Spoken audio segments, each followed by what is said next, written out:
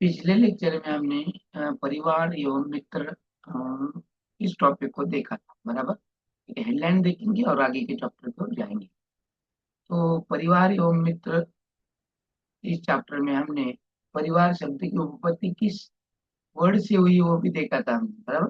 परिवार इस शब्द की उत्पत्ति जो है वो अंग्रेजी भाषा से हुई है, जो अंग्रेजी भाषा में फैमिली कहा जाता है। बराबर। और लैटिन शब्द से उसकी उत्पत्ति हुई है, जो फैमिलस शब्द आता है, जिसमें या फिर जिसका अर्थ उसमें आने वाले माता पिता बच्चे आदि शामिल होते हैं। तो साधारण शब्दों में विवाहित जोड़े को परिवार की संज्ञा दी जाती है। हाँ? जैसे कि किसी घर में पति पत्नी और उनके बच्चे हैं तो वो परिवार बन जाता है। यदि इसी में से कोई एक का भी अभाव हो जाता है, जैसे कि पति पत्नी में से कोई भी पति नहीं है पत्नी नहीं है, तो परिवार कैसे बनेगा? गृहस्थ रूप नहीं धारण हो, परिवार का रूप धारण नहीं होगा, तो वो क्या कहलाएगा? गृहस्थ कहलाएगा। तो सभी परिवार गृहस्थ होते हैं, लेकिन सभी गृहस्थ परिवार नहीं होते हैं। परिवार में पति पत्नी और उनके बच्चे को भी अविवाहित होना जरूरी है। तो परिवार को सामाजिक संगठन की एक मौलिक इकाई कहा गया है और वो सबसे छोटी है। परिवार से ही बालक अपनी प्रारंभिक शिक्षा को आरंभ करता है और बालक परिवार द्वारा प्रेम, सहयोग, अनुशासन आदि सब गुण सीखता है।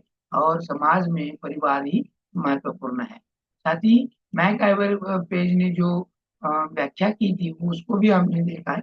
अब मैं इसको डीप में नहीं देखूंगा क्योंकि यहाँ पे वक्त जाएगा। तो अगला भी चैप्टर महत्वपूर्ण है और बड़ा है। तो उस हिसाब से सिर्फ हमने क्या क्या देखा है उसको हम देखेंगे। तो परिवार के कार्य को भी हमने देखा। परिवार के कार्य तीन लोगों ने अलग अलग तरीके से बताए। जैसे कि मैक आइवर पेज ने इसको बताया परिवार के कार्य में एक आवश्यक, दूसरा अनावश्यक कार्य।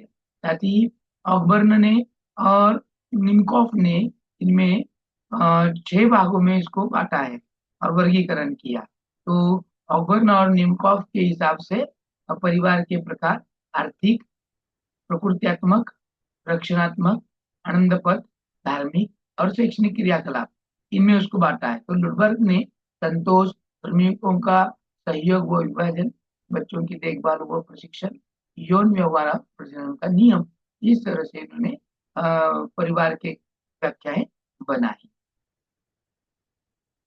फिर है परिवार की विशेषताएं जो परिवार संबंधी है। जैसे कि वंशानुगत संबंध है, आर्थिक व्यवस्था है, वैवाहिक अनिवार्यता है, सामाजिक सुरक्षा की मूलभूत इकाई। परिवार का वर्गीकरण किया, एकल परिवार और संयुक्त परिवार। एकल परिवार में पति पत्नी उनके अविवाहित बच्चे आते हैं, तो संयुक्त परिवार में माता पिता पुत्री भाई बहन पुत्र पुत्र वधू एवं उनके छोटे बच्चे हो, दादा दादी चाचा चाची, इनके साथ निवास करना है। तो संयुक्त परिवार में आदर्श गुणों का विकास होता है, सामाजिक सुरक्षा की भावना विकसित हो जाती है। हाँ? श्रम विभाजन की व्यापक सुविधा निर्माण हो जाती है, आलस्य का अभाव हो जाता है। तो उसके साथ हमने कुछ अन्य परिवार भी देखे थे, जैसे कि मातृ स्थान परिवार हो, जिसमें विवाहित युगल स्त्री के परिवार के साथ निवास करता है। पितृस्थान परिवार है, जो विवाहित युगल पुरुष के परिवार के साथ निवास करता है। या मातृ स्थान परिवार जो है, इसको हम घर जमाई भी कर सकते हैं। पितृस्थान में यानी पिता के स्थान पर, यानी विवाहित जो पुरुष है उसके घर में जाके रहना है, जो अभी का अपना चलता हुआ रिवाज है। वैवाहिक परिवार जो एक के बाद एक विवाह के बाद बनता है, यानी विवाह के बाद विवाह। बराबर। तो समरक्त संबंधी परिवार, अन्य विभाजन परिवार भी। तो इसमें क्या है, संयुक्त परिवार का ही एक रूप है, जो समान रक्त समूह के लोग सम्मिलित होते हैं, क्योंकि इनकी उत्पत्ति एक ही रक्त से होती है और वही परिवार के सदस्य। तो उसके बाद हमने ये भी देखा था परिवार का महत्व क्या होता है। तो परिवार के महत्व में हमने सर्वप्रथम बालक का सामाजिकरण होता है, अनुकरण से सीखता है। बालक परिवार के सामाजिक स्थिति की बालक के समाज विकास को प्रभावित करता है। अनुवंश हो, वातावरण हो, बच्चे का ओवरऑल डेवलपमेंट हो, उस सभी को परिवार वहां पर क्या करता है, प्रभावित करता है। उसके बाद हमने मित्र देखा, मित्र किसको कहते हैं वो देखा, मित्र का रिश्ता कैसे होता है वो देखा। तो मित्रता का वर्गीकरण भी हमने देखा, जिसमें 3 प्रकार का वर्गीकरण किया जाता है। जैसे कि उपयोगिता की मित्रता, यानी हमें जिस मित्रता को अपना हित समझते हैं और हित समझकर जो बनाते हैं उसको हम मित्रता कहेंगे। जैसे कि स्टेट के हिसाब से स्टेट का एग्जाम दे रहे हैं तो उसी के हिसाब से वो उपयोगिता देखकर जो नोट्स देता है वो देखकर उसको हम बनाते हैं। और हर इस उपयोगिता जहाँ की जैसे जाते हैं वहाँ की उपयोगिता अलग होती है। जैसे सीटेट की प्रिपरेशन कर रहे हैं तो सीटेट के मित्र अलग हैं उपयोगिता के हिसाब से, और नौकरी कर रहे हैं तो वहाँ के हिसाब से वो मित्र अलग है, और हमारे जीवन संगिनी में चलने वाले वो मित्र अलग हैं। तो ये मित्रता का वर्गीकरण है। आनंद की मित्रता अलग होती है, जो मित्रों के बीच आपसी हित को लेकर जो आपसी सुख बांटते हैं, तो वो मित्र कहलाते हैं, वो अलग है। फिर अच्छी मित्रता, दोनों मित्रों के बीच आपसी सम्मान का भाव होता है, और वह एक दूसरे के साथ आनंद लेते हैं, तथा इसमें हित पूर्ति व आनंद के लिए नहीं होती है। ये मित्रता अपने सुख दुख में काम आती है। तो इन तीन प्रकार की हमने मित्रता को देखा है। उसके बाद हमने ये भी देखा कि मित्रता का महत्व क्या है, किस वजह से। तो वो खेल कूद में भी महत्व करती है, अच्छे बुरे की संगत को बचाने के लिए महत्वपूर्ण है, बराबर। तो उसके बाद हमने रिलेशनशिप को भी देखा था, किस बुनियादी पर रिलेशनशिप बनती है। तो रिलेशनशिप किसको कहते हैं कि भाई बहन हो, पिता पुत्री हो, या माता पिता हो, चाचा बुआ हो। तो हर एक परिवार में किस न किस रिलेशन बनते हैं। ये रिलेशन विवाह के बाद भी बनते हैं, विवाह के पूर्व बनते हैं। वैवाहिक संबंध के बाद बनने वाले और वैवाहिक संबंध के साथ बनने वाले, ये रिलेशनशिप है। तो ये चार्ट भी यहाँ पर आपको दिखा रहा है, देखो कि क्या हुआ। हाँ, तो ये चार्ट क्या बता रहा है, संबंधों का वर्गीकरण दिया है, रिलेशनशिप का क्लासिफिकेशन दिया है कि जिसमें है वैवाहिक संबंध और समरक्त संबंध। वैवाहिक संबंध में जो वैवाहिक कारण उत्पन्न होने वाले क्या है, रिलेशनशिप है। जैसे कि पति पत्नी बन जाती है विवाह के बाद, सासू बहू आती है ना, बच्चे, तो विवाह के बाद उत्पन्न होने वाले ये रिलेशनशिप है। तो समरक्त संबंधी में जो आते हैं, जो रक्त के आधार पर होते हैं, और ऐसे संबंधों को सामाजिक स्वीकृति आवश्यक होती है। जैसे कि माता पिता है, ये रक्त संबंधी है। पुत्र पुत्री, इनके बीच का संबंध जो है वो समरक्त है। हाँ, तो आज हम वो चैप्टर देखने वाली, ये हमारा नया चैप्टर है जिसका नाम है वर्क एंड प्ले एनिमल। अब देखो, जंतु देखेंगे पहला, एनिमल्स में अभी जंतु क्या करते हैं। अभी आ, हमारे पृथ्वी में या फिर पृथ्वी के वातावरण में असंख्य प्रकार के जीव जंतु पाए जाते हैं, बराबर है। और ये जीव जंतु जो है वो उनके वास से, स्थान से, प्रजनन से, भोजन से आदि भिन्न भिन्न है, और उनका वर्गीकरण अलग तरीके से बनता है, क्योंकि इस पृथ्वी में असंख्य ऐसे जीव दिखते हैं हमें। और वो जीव अगर देखेंगे तो हर एक जीव अपनी अपनी वजह से भिन्न दिखाई देता है। कोई रहने के ठिकानों से अलग दिखाई देता है, तो कोई प्रजनन के हिसाब से, क्योंकि प्रजनन में भी कोई अंडे देने वाले हैं, कोई सस्तन है, तो उसी हिसाब से उनका प्रकार बनता है। कोई खान पान से लेकर, तो कोई शाकाहारी है तो कोई मांसाहारी है, इनको लेकर हमारे जो जंतु हैं ये अलग अलग होते हैं। यहाँ पर जंतु का मतलब ये है एनिमल्स लेके चलना है, हाँ। और एनिमल्स जो होते हैं ये पर्यावरण के लिए लाभकारी होते हैं, पर्यावरण को संतुलन करने का काम करते हैं। कोई एक जीव दूसरे जीव पर अवलंबन है, एक जीव दूसरे जीव से ही चलता है, अपना जीवन को आगे बढ़ाने की कोशिश करता है, बराबर है। अगर ऐसा न होता तो पर्यावरण को हानि भी पहुंचती, कि ऐसे ही जीव आगे जाते हैं जो पर्यावरण को हानि पहुंचाने वाले हैं। तो ये जो पर्यावरण है ये सभी को संतुलित रखने का काम करता है, बराबर। मनुष्य, ये जो पर्यावरण है ये एनिमल्स, ये अपने पर्यावरण को तो लाभकारी होते ही होते हैं, तथा मनुष्य के लिए भी उपयोगी होते हैं, क्योंकि मनुष्य का बहुत सारा जीवन इन जीव जंतु पर ही अवलंबन है। उसके बगैर वो उसका जीवन पूरा भी नहीं हो सकता है, क्योंकि मानव के आरंभिक जीवन से ही जंतुओं की महत्वता रही है। मानव की महत्व, क्योंकि मानव ने अपना काम बढ़ाने के लिए, अपना भोजन हल्का करने के लिए भी इन जीव जंतुओं का इस्तेमाल किया है। मनुष्य की तरह ही एक जीव जंतु का भी आवास होता है, वो भी भोजन खाते हैं, जल की उनको आवश्यकता होती है। तो जिस तरह से मनुष्य जीव है, उसी तरह से ये एनिमल्स, ये प्राणी, ये जंतु भी उसी तरह से रहते। तो यहाँ पर जो जंतु का इस्तेमाल किया गया है शब्द का, वो एनिमल से है। तो हमें आने वाले क्वेश्चन से भी समझ में लो कि क्वेश्चन किसके बारे में पूछा गया है। तो पारिवारिक सदस्यों की भांति बालक भी पालतू पशुओं के स्वभाव, उनका आवास, विभिन्न क्रियाओं एवं भोजन आदि की जानकारी रखता है।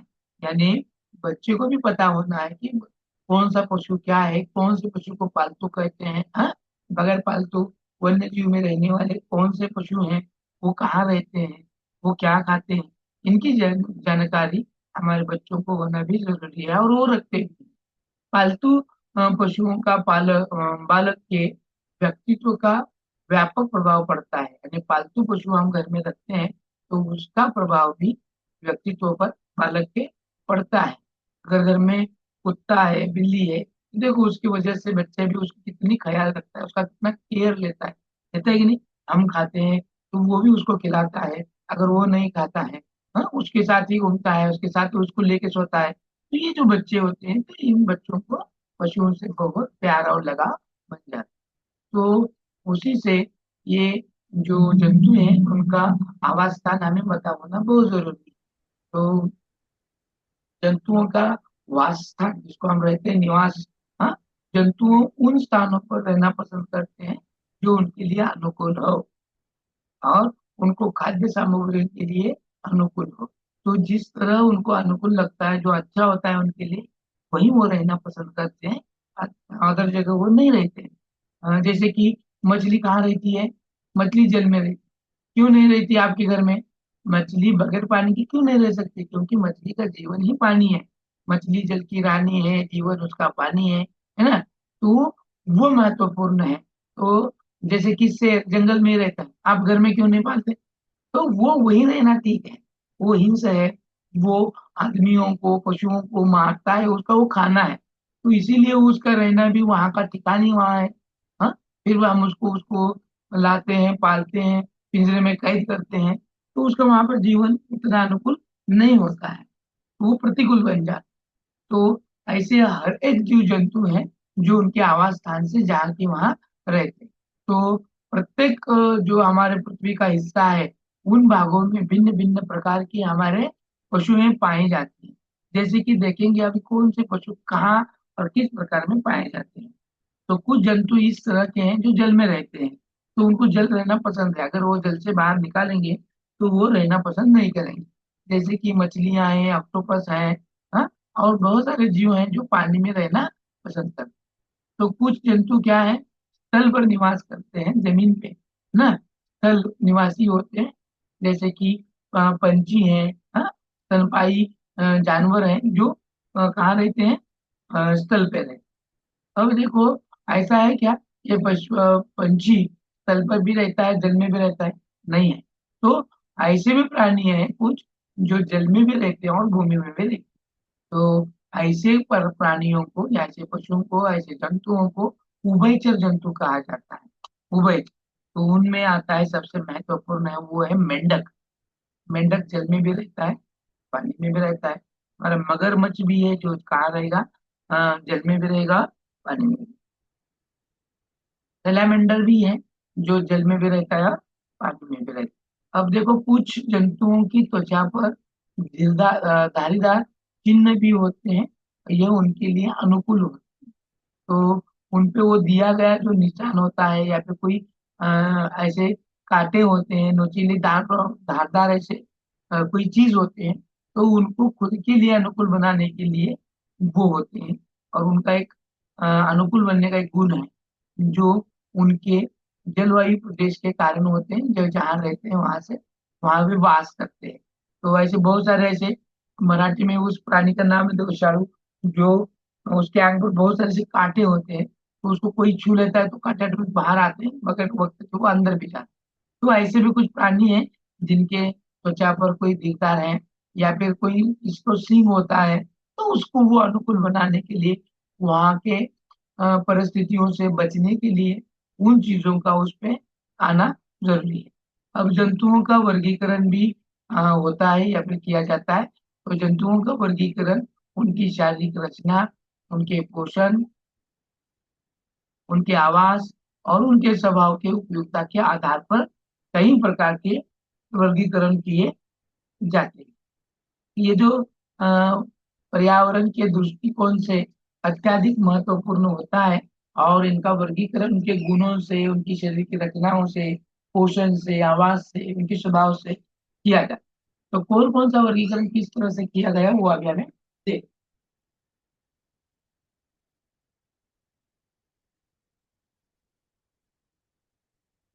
अब देखो, पहला वर्गीकरण है शरीर रचना के आधार पर किया गया वर्गीकरण। हाँ? हर एक प्राणी अलग अलग है। हर एक प्राणी दिखने में, उनकी ऊंचाई में, लंबाई में, हाँ, चौड़ाई में, हर एक प्राणी अलग अलग है, हर एक जंतु अलग अलग। तो सबसे पहला किया गया है शारीरिक रचना के आधार पर वर्गीकरण। तो उसमें कशेरुकी जंतु और अकशेरुकी जंतु। जैसे कि कशेरुकी जंतुओं में इन जंतुओं की अस्थियां एवं उपास्थियों से बना कंकाल पाया जाता है। जैसे कि हस्ती यानी हड्डी, हाँ, कंकाल यानी सापड़ा, हडांचा सापड़ा। तो वो हड्डियों के सपले से बनता है। तो उनको कहा जाता है कशेरुकी जंतु। जैसे कि गाय है, भैंस है, कुत्ता है, मनुष्य है, इनमें कंकाल पाया जाता है ना। तो आदि जो जंतु हैं, इनमें अस्थियां यानी हड्डी का होना, और वो हड्डी का सापड़ा, ज्यादा अपन मराठी म्हणतो हाडांचा सापड़ा, तो उसका कंकाल वहां पे बना गया जाता है। तो कई ऐसे हैं अकेशरी जंतु जिसमें हड्डियों या अस्थियां उपस्थित नहीं होती हैं, या फिर कंकाल भी नहीं होता। हड्डियां बनती हैं तो उसका कंकाल आ जाता है ना, सापड़ा, और वो नहीं होता है। जैसे कि केंचुआ है, केंकड़ा है, दीमक है, बिच्छू है, आदि में अस्थियां पाई नहीं जाती हैं। तो ये अकेशरू जंतु में वर्गीकरण किए जाते हैं। तो पोषण के आधार पर भी बहुत सारे ऐसे जंतुओं का वर्गीकरण भी किया जाता है। अब पोषण के आधार पर अगर हम वर्गीकरण करेंगे तो इनमें दो प्रकार आते हैं। एक होता है स्वयंपोषी या आत्मपोषी, जिसको कहा जाता है उसमें जो अपना भोजन स्वयं बनाते हैं, अपना भोजन स्वयं बनाते हैं, उसको यूग्लिना में आत्मपोषी होने के लक्षण पाए जाते हैं। ये प्रकार है यूग्लिना का, जो खुद अपना पोषण स्वयं बनाता है। तो परपोषी होते हैं जो दूसरे पर अवलंबन होते हैं, जो अपने पोषण के लिए दूसरे पर निर्भर रहता है। तभी जो जंतु हैं वो अपने पोषण के लिए दूसरे पर भी निर्भर रहते हैं। इसमें मनुष्य भी है। मनुष्य खुद का अनाज खुद बना रहा है क्या? बाकी के जो भी कुछ प्राणी हैं, ये ऐसे हैं कि जो दूसरों पर निर्भर है। इसे परपोषी कहा जाता है। और फिर कोशिकाओं के आधार पर किया गया वर्गीकरण है। कोशिकाओं के आधार, इसमें एक कोशिकीय जंतु और बहुकोशिकीय जंतु, इस तरह के दो प्रकार बनते हैं। में एक कोशिकीय जंतु में जंतुओं का शरीर एक कोशियों से बना होता है। इन्हें सूक्ष्मदर्शी के सहायता से देखा जा सकता है। इसका एक सबसे बेहतरीन उदाहरण है वो अमीबा, हाँ, यूग्लिना, हाँ, पेरामीशिय, ये सभी उसके एक पेशीय या एक कोशीय जंतु के उदाहरण है। बहुकोशीय यानी बहुपेशीय जल अपन म्हणतो, तो उसको बहुकोशीय जंतु कहा जाता है, जिनमें जंतु का शरीर कई प्रकार की कोशिकाओं से बना होता है। इसका सबसे प्रमुख उदाहरण है स्पंज। ये बहुकोशिकाओं से बना हुआ है। तो अगला वर्गीकरण है प्रजनन के आधार पर किया गया है। प्रजनन के आधार पर या प्रजनन के हिसाब से किया गया ये वर्गीकरण है। और दिख रही है आप सभी को स्क्रीन में? Yes sir.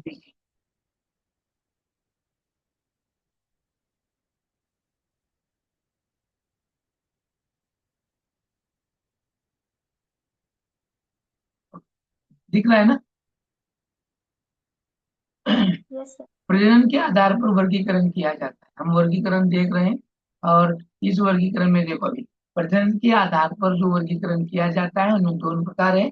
एक है अंडे देने वाले और दूसरा बच्चों का जन्म देने वाले। इसको अंडायुज भी कहा जाता है। एक को अंडायुज कहा जाता है, दूसरा है जरायुज। अंडायुज उसे कहा जाता है जो जंतु है वो अंडे देते हैं, जैसे कि छिपकली है, मेंढक है, पक्षी है। जो जरायुज है इस वर्ग में के जो जंतु है वो बच्चे को जन्म। इसमें बहुत सारे उदाहरण है। हाथी है, गाय है। मनुष्य आएगा कि नहीं आएगा इसमें? आएगा कि नहीं आएगा जरायुज आएगा में? सर। हाँ, वो आएगा। फिर ये देखो, अगला प्रकार है वास स्थान के आधार पर वर्गीकरण। वास यानी निवास स्थान पे, वो निवास स्थान से पहचाने जाते हैं। तो सबसे पहले है स्थलीय। स्थलीय का मतलब जल और स्थल, जमीन और स्थल पर पाए जाने वाले जंतुओं को स्थलीय जंतु कहा जाता है। ऐसे अनेक जंतु हैं जिनका आवास स्थल होता है, जैसे कि मनुष्य है स्थलीय। हाँ, जमीन व स्थल, स्थल यानी जमीन, ऐसी जगह पे रुकने वाला, पानी के भीतर नहीं रहने वाला। तो मनुष्य है, छिपकली है, चूहा है, बंदर है, जो स्थलीय रहे जाते हैं। और दूसरा है जलीय। जलीय यानी पानी में रहने वाले, वो पानी के बाहर नहीं जी सकते, सिर्फ पानी में दे रहते हैं। तो जल में पाए जाने वाले जंतुओं को जलीय जंतु कहा जाता है, जैसे कि मछली है, स्पंज है आदि।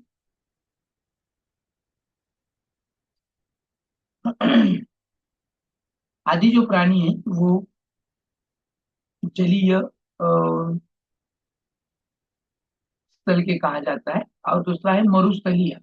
अब मरुस्थलीय इस प्रकार के जंतु ऐसे स्थानों पर पाए जाते हैं जहाँ पानी की कमी होती है, मरुस्थलीय। हाँ, त्याला आपण वाळवंटीय भागामध्ये म्हणतो, तो मरुस्थलीय। तो उसमें ऊंट है, विषैली, छिपकली इत्यादि ऐसे हैं जो मरुस्थलीय में भी दिखाई देते हैं। फिर स्तनधारी हैं, ऐसे जंतु जो बच्चा पैदा करते हैं तथा जिनके शरीर पर बाल पाए जाते हैं वह स्तनधारी कहलाते हैं। इसमें गाय है, हिरण है, हाँ, जहाँ नहीं, हाथी है, चमगादड़ है, मनुष्य है, जो स्तनधारी है। चाहे वो चूहा है। और वायुवीय जंतु, जो ऐसे जंतु हैं जो वायुमंडल में विचरण करते हैं, जिनको वायुवीय जंतु कहा जाता है, जो हवा में रहते हैं, तो वायु में रहा जाता है। वैसे है पक्षी हैं, हाँ, डेक्रो है इत्यादि जो जंतु हैं जो वायु ही होते हैं। अब जंतु में पाई जाने वाली खाद्य। अब हर एक जंतु में कुछ ना कुछ खाने की आदत होती है। कई लोग कुछ अलग खाते हैं, लोग कहने से बड़े जंतु अलग अलग खाते हैं। कई पौधे खाते हैं, तो कई केवल जंतु ही खाते हैं, और कई ऐसे होते हैं दोनों भी चीजें खाते हैं। तो उनकी आदत से बनाए गए ही ये वर्गीकरण। पहला आता है शाकाहारी। शाकाहारी में ये जंतु केवल क्या खाते हैं, पौधे खाते हैं, बराबर, घास फूस खाते हैं। तो जैसे घोड़ा है, ऊंट है, गाय है, भैंस है, बकरियां हैं, हाँ, इनके दांत चौड़े होते हैं तथा सपाट होते हैं, क्योंकि इनको ये घास खाना है, इनको आसानी से चबा पाए, जिससे वह अपने चारों को आसानी से चबा पाए। इसीलिए उनके दांत चौड़े और सपाट होते हैं। तो उनमें घोड़ा, ऊंट, गाय और भैंस, भेड़ी, बकरियां, इनका समावेश होता है जो शाकाहारी हैं। अब मांसाहारी भी हैं, जो केवल जंतु को ही खाते हैं। जैसे कि क्या बोलते हैं उसको, एक पशु दूसरे पशु को खाता है, जैसे कि शेर है, चीता है, भेड़िया है, लोमड़ी है। तो ऐसे जो पशु हैं, ये जंतु हैं, वो मांसाहारी होते हैं। और ये मांसाहारी होने के लिए उनके दांत भी लंबे होते हैं, ले वो नुकीले होते हैं, हाँ, ताकि वो अपने खाद्य को आसानी से खा सके, उनको काट सके, चीर सके, चबा सके। हाँ, ऐसे होते हैं। तो मांसाहारी समझ में आया, शाकाहारी समझ में आया। जो केवल घास खाते हैं उनको शाकाहारी कहेंगे, जो केवल मांस खाते हैं उसको मांसाहारी कहेंगे। और जो दोनों भी खाते हैं, घास भी खाते हैं और मांस भी खाते हैं। तो जंतु, पौधे और जंतु दोनों को भी खाते हैं। जो जंतु यानी जो पशु हैं, वो पौधों को भी और जंतु को भी, दोनों को भी खाते हैं। उनको हम सर्वाहारी भी कहते हैं। और उसमें मनुष्य है, कुत्ता है, बिल्ली है, इनके दांत चौड़े, सपाट और नुकीले व लंबे दोनों प्रकार के पाए जाते हैं। हाँ? और इन जंतुओं को इनके खाद्य के आधार से इनका वर्गीकरण किया गया है। और देखो आगे, जंतुओं सजीव में श्वसन के हिसाब से किया गया वर्गीकरण है। कौन सा जंतु कहाँ से किस तरह से श्वसन करता है। अब कहेंगे सर आप ये क्या दिखा रहे हैं, तब से वर्गीकरण ही दिखा रहे हैं। तो ये वर्गीकरण जो आप देख रहे हैं, जहाँ पे जिस वक्त आपको लग रहा है उसका आपको चार्ट आपके पास होना जरूरी है, उसका स्क्रीनशॉट बना कर लीजिए। और ईवीएस में इसी से क्वेश्चन आ रहे हैं, इसी पर ही क्वेश्चन आ रहे हैं कि मेंढक कहाँ से सांस लेता है, केचुआ कहाँ से सांस लेता है। तो वो कि मेंढक कहाँ रहता है, उसको कौन से प्रकार का प्राणी या फिर जीव कहा जाता है, जंतु कहा जाता है। तो इस प्रकार के क्वेश्चन पूछे जाते हैं, तो उसके हिसाब से आपको यहाँ पर मैं पढ़ा रहा हूँ। समझ में आ रहा है ना, या समझ के बाहर जा रहा है, घुस रहा है कि नहीं दिमाग में? समजत आहे सर. समझता है ना? हो डोक्याच्या समज. वरून चालले बिल्ले. नाही नाही काही हा. नाही. आपल्याकडे एकच तास वेळ असल्या कारणामुळे आपण तो थोडा फास्ट घेत आहोत. खूपच फास्ट होत आहे का? नाही. नहीं ना? तो देखो अभी, ये जंतुओं के श्वसन के हिसाब से जो सजीव है उनके श्वसन के हिसाब से कौन सा सजीव किस अंग से श्वसन लेता है, सांस लेता है, वो देखेंगे। जिनका माइक बगैर कारण का चालू है, बंद करो, मुझे यहाँ से बंद करना नहीं है। देखो, मेंढक है, मेंढक सांस लेता है फेफड़े और त्वचा से। केंचुआ है जो त्वचा से आर्द्रता और चिकनीपन को महसूस करके उसमें से ऑक्सीजन को निकाल लेता है। मक्खी है, कॉकरोच, ये भी वातक है ने, एक यहाँ से क्या करते हैं, वो श्वसन लेते हैं। मनुष्य, शेर, सांप, पक्षी, ये अपने फेफड़ा फेफड़ा यानी फुफ्फुस से सांस को लेते हैं। ऑक्टोपस मछली वो गिल यानी क्लोम से श्वसन लेते हैं। व्हेल एवं डॉल्फिन जो है वो फेफड़े और नास द्वारा वात छिद्र जो होते हैं उनसे क्या करते हैं, श्वसन लेते हैं। तो हर एक जीव जंतु अपने श्वसन की वजह से पहचाना जाता है, जो वो अलग अलग तरीके से श्वसन लेते हैं। तो यहाँ पर जो फेफड़ा है वो फुफ्फुस है। हाँ? हर एक जंतु और जीव जो है वो श्वासोश्वास लेता है, ऑक्सीजन को भीतर खींचता है और अपने शरीर में जो कार्बन डाइऑक्साइड बना है उसको बाहर फेंकता है। तो ऐसा कौन है जो दोनों को श्वास अंदर लेता है, ऑक्सीजन को, और कार्बन डाइऑक्साइड को फेंकता है? कौन सा जीव है? अभी है, उसको श्वासोच्छ्वास कहा जाता है ना। श्वसन को किसको अंदर लेना है, ऑक्सीजन को, और कार्बन को बाहर छोड़ना। अब देखेंगे जंतु द्वारा गति, चलने की गति। जंतुओं में जो गति होती है, कौन किस तरह से चलता है, उनकी गति से। पहले है चलने वाले जंतु, उसमें चलते हैं ये।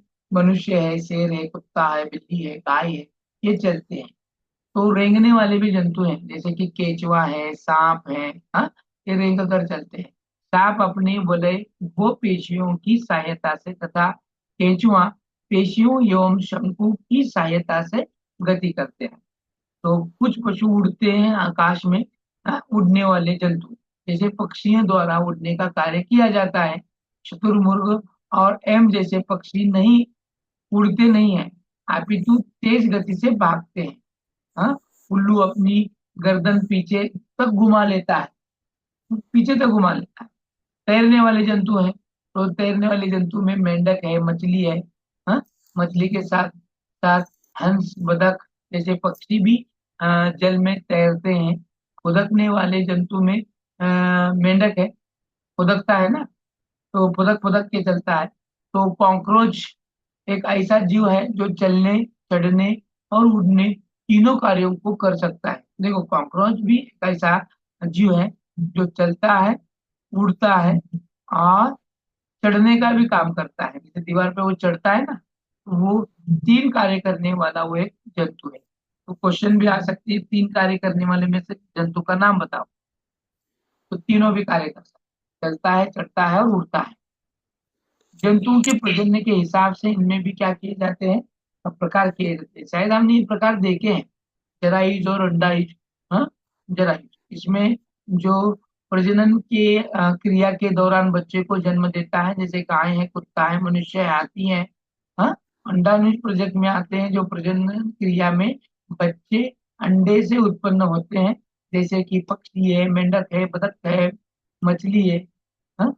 चमगादड़ है, चमगादड़, व्हेल मछली और सील मछली आदि बच्चों को जन्म देती हैं, जो अपने बच्चों को दूध भी पिलाती हैं।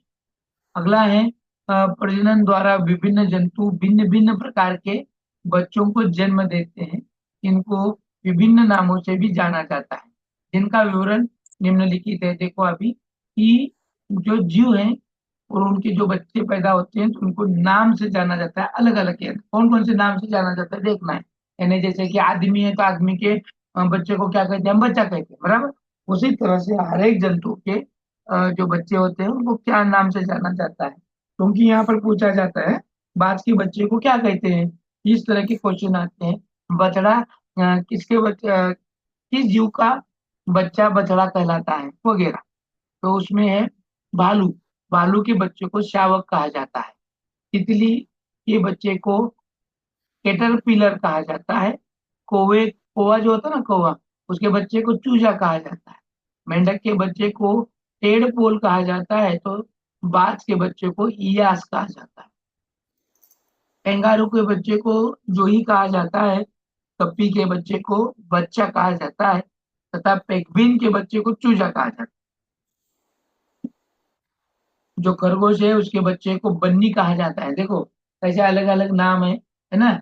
मराठी में इसके नाम अलग है और यहाँ पर नाम अलग है। तथा आप इसका अच्छे से स्क्रीनशॉट बनवा कर लो और एक दो बार देखते जाओ कि कौन से पशु के बच्चे को कौन सा नाम से पुकारा जाता है। तो खरगोश बन्नी, हाँ खरगोश का बच्चा बन्नी कहलाएगा। तो भेड़ के बच्चे को मेमना कहा जाता है, मेमना। हाँ, तो याक के बच्चे को बछड़ा तथा बछड़िया, बछड़ा बछड़ी मेल फीमेल होते हैं ना, बछड़ा बछड़ी कहा जाता है। पक्षी जो होता है उनके बच्चे को चूजा कहा जाता है। पक्षी के बच्चे को क्या कहा जाता है, चूजा। तथा ऊंट के बच्चे को बछड़ा या बछड़ी कहा जाता है। हाथी का भी बच्चा बछड़ा या बछड़ी ही होता है। जिराफ भी बछड़ा बछड़ी, और घोड़े के बच्चे को भी बछड़ा बछड़ी क्या है। बंदर है, वो बंदर के बच्चे को शिशु कहा जाता है। क्या कहा जाता है, शिशु। तो चमगादड़ जो होता है उसके बच्चे को पिल्ला पिल्ली या फिर पिल्ला कहा जाता है, चमगादड़। तो कुत्ते के बच्चे को भी पिल्ला पिल्ली कहा जाता है। शार्क के बच्चे को भी पिल्ला पिल्ली कहा जाता है। शेर के बच्चे को शावक कहा जाता है। तो जेबरा के बच्चे को बजड़ा कहा।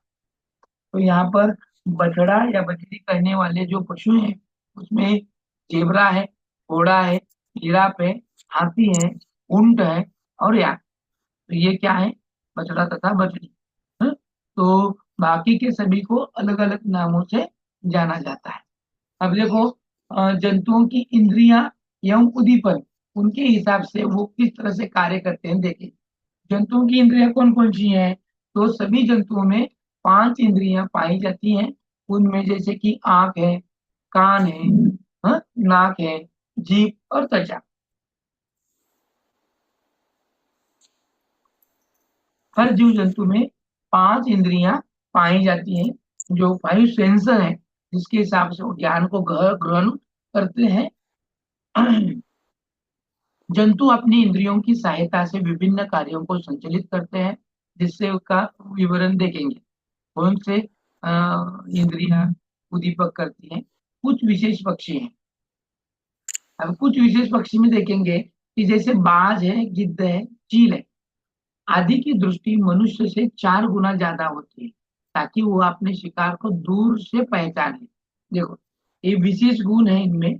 जो ऐसे विशेष पक्षी हैं जैसे कि बाज है, गिद्ध है, चील है, इनकी दृष्टि मनुष्य की दृष्टि से 4 गुना ज्यादा होती है। ये बहुत दूर का देख सकते हैं। हाँ? और वो निरीक्षण करके वो उस तक पहुंचते हैं। जैसे कि आ, अगर गिद्ध हो या बाज हो, आसमान में से उड़ रहे हैं, ऊंचाई पर है, तो उनको ऊंचाई पर होने के बावजूद भी निचला वाला उनको बहुत ही आसानी से दिखता है। चींटियां, चींटियां जो होती हैं इनका समूह, हाँ, चींटियां अपने समूह की चींटियों को उनके द्वारा छोड़ी गई गंध से पहचान लेते हैं।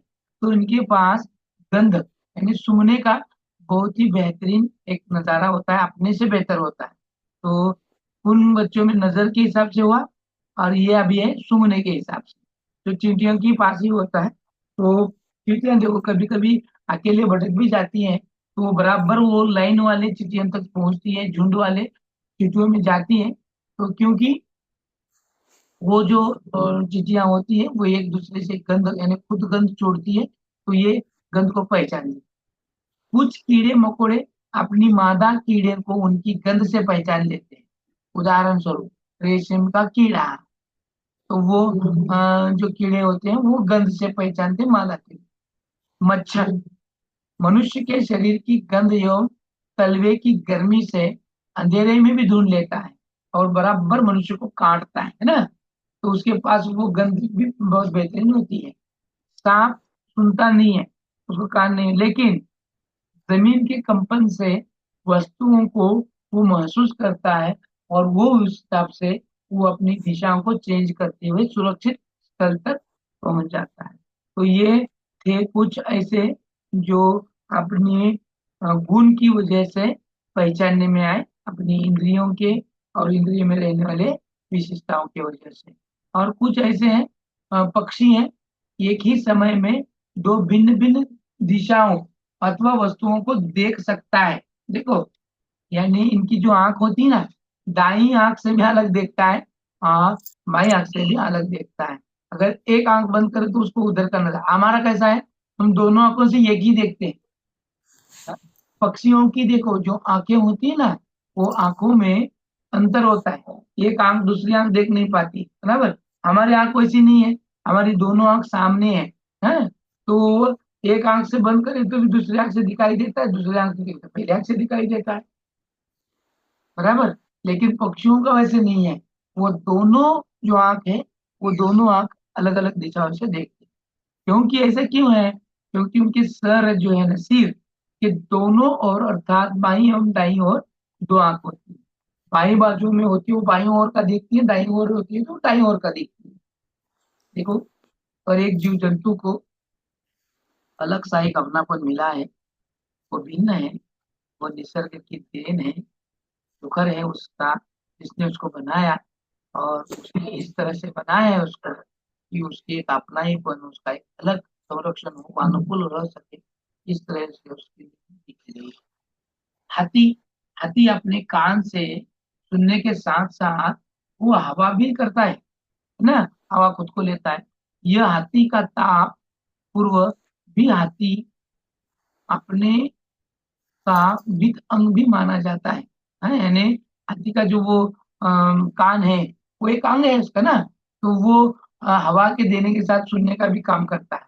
कुत्ता, बाघ और शेर आदि अपने मलमूत्र को या मलमूत्र की गंध से अपने विशेष क्षेत्र की पहचान करते हैं।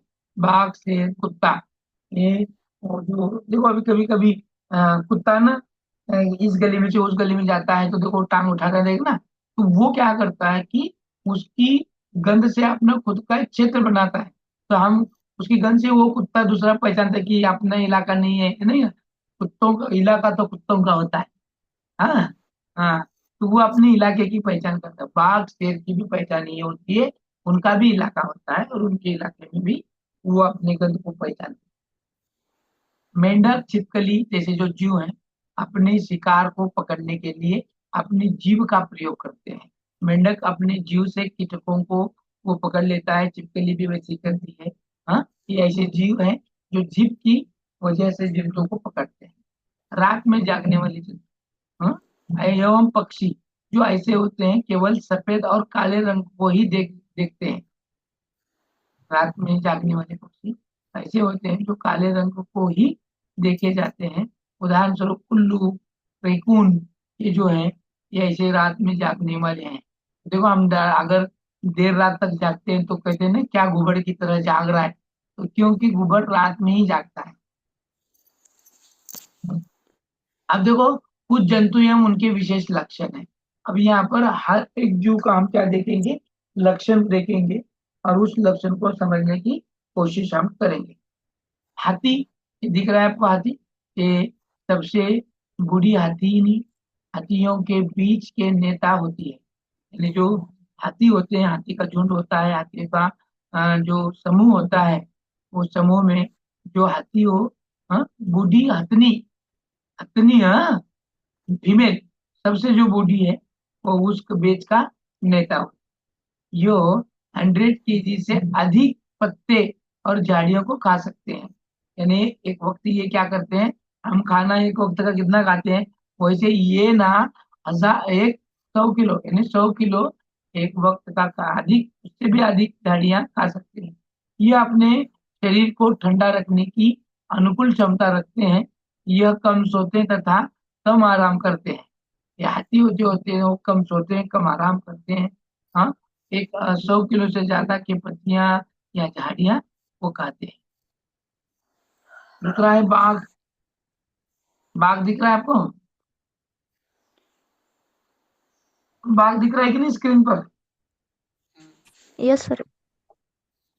ये जो बाघ है, इसके देखने की शक्ति अत्याधिक होती है, देखने की, हाँ, बहुत ही अच्छी तरह से देखता है। यह मनुष्य की अपेक्षा दोगुना अधिक दूर तक रात में भी देख सकता है, दिन में ही नहीं। हम जितना देख सकते हैं, जैसे कि कितना पिक्सल का हम देखेंगे, है कि नहीं, उससे ज्यादा ये दुगुना पिक्सल का देखता है। इसकी दृष्टि बहुत लंबी होती है। इतना ही नहीं, ये रात में देखता है, ये रात में देखता है। इसीलिए इनके जो आंखें है ना, ये थोड़ी चमकती है। देखो, आपने अगर रात में देखा है, इनकी आंखों पर रोशनी मत मारो, ये बगैर रोशनी का भी इनकी आंखें चमकती हैं, है ना। तो ये ध्वनि को सुनने के लिए अपने कानों को कई दिशाओं में घुमाता है, यानी उसके जो कान है ऊपरी हिस्सा वो घुमाता है। तो अगर दूर दूर का सुनना होता है तो उतनी एंगल में उसके कान को वो घुमा लेता है। तो ये विशेषता ही है। हम देख रहे हैं वो जंतु, उनकी विशेषताएं, उनमें क्या अलगपन है।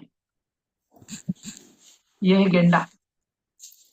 यह स्थल पर पाया जाने वाला दूसरा सबसे बड़ा जंतु है। यह शाकाहारी होता है, जिसका वजन 1000 किलो तक होता है। इसकी चमड़ी 1.5 या फिर 1.5 सेंटीमीटर की मोटी होती है। 1.5 इतनी जाड़ी होती है। इसका एक ही सिंग नाक के ऊपर होता है, इसलिए एक शुंगी गेंडा भी इसे कहा जाता है।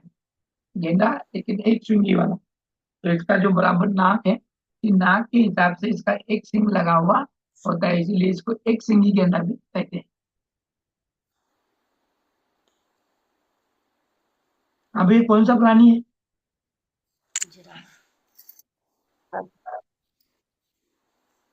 मनुष्य है क्या ये? जिराफ। जिराफ। हाँ, ये जिराफ है। ये पृथ्वी का सबसे ऊंचा जंतु है, सबसे ऊंचा। और इसकी सबसे बड़ी गर्दन है, वो लंबी होती है। इसकी लंबाई 5 मीटर तक होती है। मीटर में कहा है, फुट में नहीं। हम फुट में होते हैं 5 फुट, और ज्यादा से ज्यादा 6 साढ़े 6 फुट तक, उसके ऊपर नहीं होते। अगर होता है भी हम कहते हैं ना कितना हाइटेड है, ये 5 मीटर का होता है।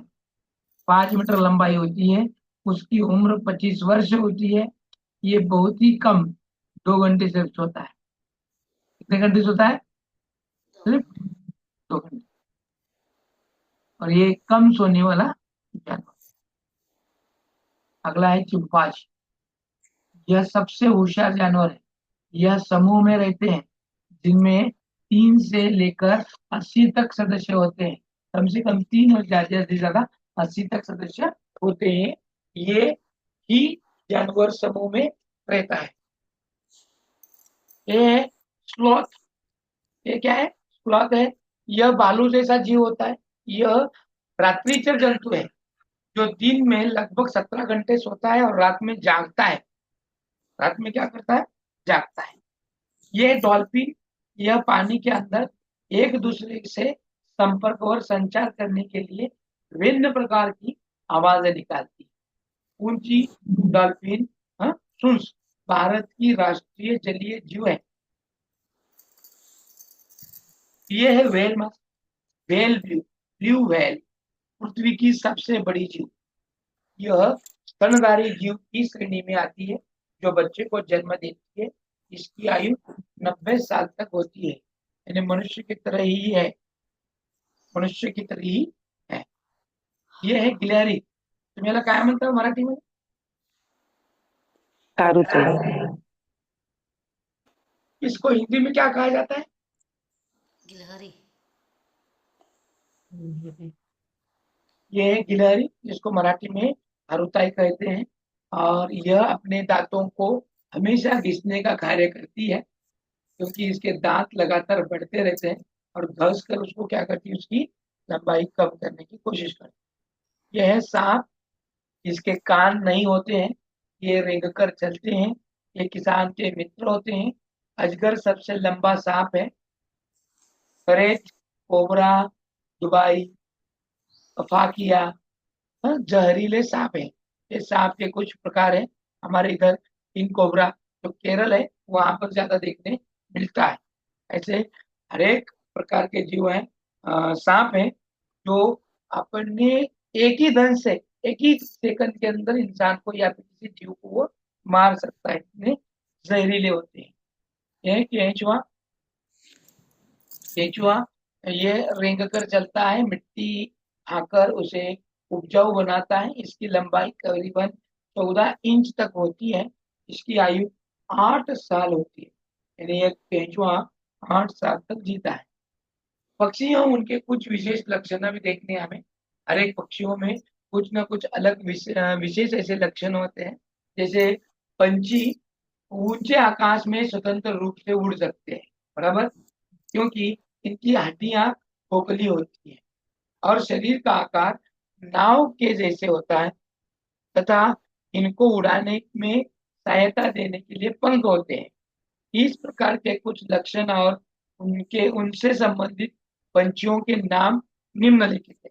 कौन सा पंछी कैसे, जैसे कि लक्षण और संबंधित पंछी। मजबूत दृष्टि वाले, अब देखो उनके लक्षण और उस हिसाब से पंछियों का वर्गीकरण किया है। अब क्वेश्चन भी इसी तरह से आता है, ध्यान में रखो। जैसे कि मजबूती की दृष्टि से चील, बाघ, चित्ते ये मजबूती की दृष्टि से बहुत ही बड़े प्राणी। गर्दन घुमाने वाले, गर्दन को रोटेट करते हैं, जैसे कि उल्लू है, मीना है। घोंसला, घोंसला सामान्य, बुलबुल, घास जो घोंसला बनाने में माहिर है उनमें सामान्य घोंसला बनाती है बुलबुल, जो घास एवं झाड़ियों से बनाती है। जो घोंसला मुलायम बनाता है वो रूबीन है। घास, मुलायम पंख, जड़, ऊन एवं कपास के जरिए ये अपने घोंसले को मुलायम बनाते हैं। और घोंसले में भी मुलायम और कठोर बनाने वाले कौवा है, जो ताड़ एवं लकड़ी से बनाता है। यह अपना घोंसला बहुत ऊंचाई पर बनाता है। कोयल है, कोयल यह अपना अंडा कोये के घोंसले में देती है। सोन चिड़िया, इनका घोंसला लटका हुआ होता है। दर्जी चिड़िया घोंसले को सिलाती है। हाँ, कठफोडवा यानी मतलब आपण काय म्हणतो बाबा, लाकूड तोड्या म्हणतो की नाही, कठफोडवा, यह अपनी चोंच से लकड़ी को खोद कर घोंसला बनाता है। मराठीमध्ये आपण त्याला काय म्हणतो, उसको इंग्लिश में वुड कीपर नाम है कुछ ना, बरोबर ना? सुतार पक्षी. हाँ, सुतार पक्षी. सुतार पक्षी. हा, सुतार पक्षी. त्याला आपण दुसरं काय म्हणतो अजून सुतार पक्षी बरोबर मराठीमध्ये? लाकूड तोड्या म्हणतो का त्याला, का लाकूड तोड्या म्हणतो? कुऱ्हाडीने तोडणाऱ्याला आपण लाकूड तोड्या म्हणतो.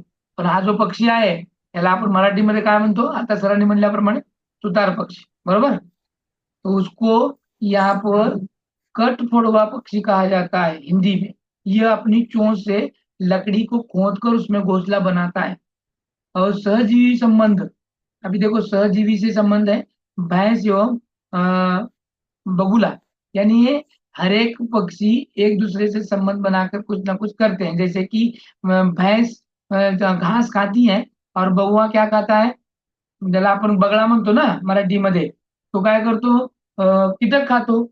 मग ज्या वेळेस असे प्राणी जेव्हा गवत खातात, त्या गवतामध्ये किंवा गवताच्या वर बसलेले हे पक्षी उडतात. मग हा लगेच बगळा काय करतो, ते पक्षी टिपतो. म्हणून ये जो बगुला होता है भैंस के पीठ पे बैठता है, बराबर ना, क्योंकि इसलिए कि वो भैंस के परजीवी कीट को खा सके, तथा वो भैंस पर भी बैठे हुए कुछ कीड़े होते हैं ना, उनको भी खा सकता है. मसील आपण काय म्हणतो आपण असे मराठीमध्ये भैंस को क्या कहा जाता है, म्हैस म्हणतो ना आपण त्याला, काय म्हणतो आपण म्हशीला, म्हैसच म्हणतो मराठीमध्ये. हा, आता म्हशीवर असे कुठले कीटक असतात बरं, 2 प्रकारचे असतात बघा. एक काय असतो अजून, गोचिड. हा, आणि दुसरं गोमाशी, एक त्याच्यावर कीटक असते, हा माशी आहे की नाही. आता त्या प्राण्यांना खाण्यासाठी सुद्धा हे बसतात. आता याच्यामध्ये सर्वाहारी पक्षी होते हैं, जो मोर, भारत का राष्ट्रीय पक्षी है, ये दोनों भी खाता है, घास भी खाता है और मांस भी खाता है। न उड़ने वाले पक्षी हैं जैसे कि पेंगुइन है, यह पानी में तैरता है, अंडे देता है और बर्फीले इलाके में ये रहता है। ये लेकिन उड़ता नहीं है, लेकिन इसे हम पक्षियों में गिनती करते हैं पेंगुइन की, उसे पेंगुइन पक्षी कहते हैं। कुछ जंतुओं से लाभ हम उठाते हैं, तो लाभ या उसकी उपयोगिता से वह पहचानने में आते हैं। जैसे कि मधुमक्खी क्या करती है, यह हमें शहद और मोम देती है, बराबर। रेशम कीट क्या करते हैं, हमें रेशम देते हैं। लाख कीट क्या करते हैं, हमें लाख देते हैं। गाय भैंस बकरी मुर्गी बतख मछली, ये हमें दूध मांस अंडा देते हैं, बराबर। भेड़ बकरी ऊंट खरगोश हमें ऊन देते हैं। ऊन म्हणजे काय हो, ऊन का मतलब धूप होता है, ऊन का मतलब लोकर हाँ लोकरी लोकरी लोकर। करेक्ट। गाय बैल भैंस हिरन भेड़ हमें चमड़ा देती है, बराबर। जैसे इनके चमड़े से हम अलग अलग वस्तुओं का निर्माण करते हैं और अपनी दिनचर्या में उसका इस्तेमाल करते हैं। खच्चर है, घोड़ा बैल ऊंट, वो यातायात से या फिर बाहर डालने के लिए उनका इस्तेमाल किया जाता है, यानी इनको श्रम के लिए हम इस्तेमाल करते हैं। चील हो कौवा हो गिद्ध हो, कुत्ता लोमड़ी भेड़िया गुबरेले, ये सफाई करने वाले पंछी हैं। हाँ, ये सफाई करते हैं। मछली सुअर और शार्क दवा प्रदान करती हैं हमें, क्योंकि इनके तेल से हम क्या करते हैं, बहुत सारे ऐसे दवाएं बनाते हैं। तेल या फिर इनका शरीर का बहुत सारे पुर्जे अलग अलग पुर्जों का इस्तेमाल करके हम इनकी दवाएं बनाते हैं। गाय भैंस और घोड़ा, ये से हम पालते हैं और ये हमें बहुत ही हेल्पफुल होते हैं। किसान का मित्र है केंचुआ। और फिर लास्ट वाला नहीं दिख रहा, एक मिनट, लास्ट वाले को हम देख लेंगे क्या लिखा है। हाँ, तो मुर्गा मुर्गे की लड़ाई भालू और बंदर का नाच, ये मनोरंजन के लिए हमें लाभदायक है। तो इस तरह से आज हमने किस चीज को देखा, जीव और जंतु को देखा। तो कल के हिस्से में हम देखो बराबर 1 घंटे में हमने इसको कवर कर लिया। कल के हिस्से में हम प्लांट को देखेंगे, ठीक है। तो यहाँ तक आपको ये समझ में आया। Yes sir. तो हम यहाँ पर रुकेंगे, सुबह का वक्त रहता है, आप सभी को काम रहते हैं, पकड़कर मैंने यहाँ